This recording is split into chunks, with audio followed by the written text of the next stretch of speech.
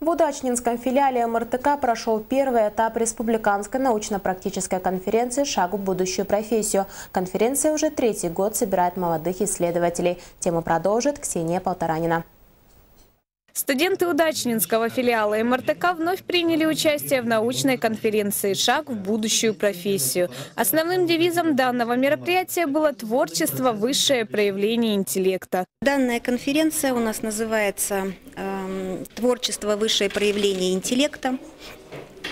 Конференция проводится уже третий раз в нашем учебном заведении. Раньше она проводилась на базе профессионального училища, теперь мы уже филиал Мирнинского регионально-технического колледжа. Заявки на участие подавали более 15 человек. Всего 7 учащихся прошли первоначальный отбор и представили на суд жюри свои проекты. Главными критериями были новизна, актуальность и экономический эффект. Сами студенты считают, что участие в таких конференциях помогает раскрыть свой научный и творческий потенциал. Просто делаю проекты, потому что это очень интересно.